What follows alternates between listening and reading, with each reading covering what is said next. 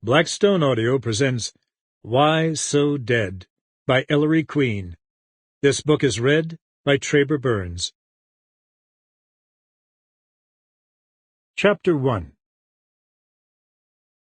Chuck Bear was a special case. For instance, when he waved to Solly as he went by the desk, he got a cheery wave in reply. Bear had the run of headquarters, notwithstanding his private detective's license. Center Street is not notorious for its enthusiasm for private detectives, but Bear was a buddy of Tim Corrigan's. He was a big man in every way but height. He reminded people of a piece of machinery, with its big feet riveted to the floor and a spready sort of build that breathed power. Others thought of him as a bear with a lumbering swiftness that could be terrifying. His skin was swarthy and thick, he had heavy features, a nose like Michelangelo's, and a rather incongruous cap of red hair.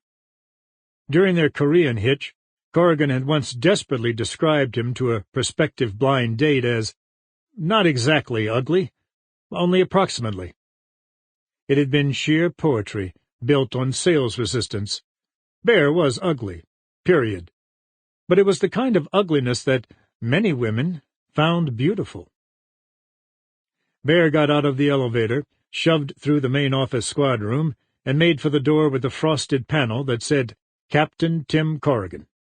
He opened the door without bothering to knock.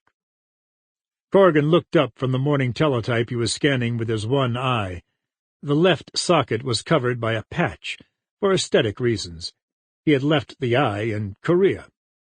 He was the only one-eyed man in the New York Police Department, and it had taken a great deal of winking by the top brass to reinstate him after he got back from his stint with the OSS.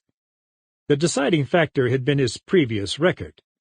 As one of the brass had said, Corrigan with one eye is still twice as good as anybody I can spit at who has the usual compliment. He was slim and about Chuck Bear's height. If Bear looked like the image evoked by his name, Corrigan was a greyhound. One of the standard arguments around headquarters was which man was better in a fight. Everybody agreed that a brawl between Bear and Corrigan would constitute the battle of the century. "Oh, it's you," Corrigan grunted. "What got you out of bed before noon?"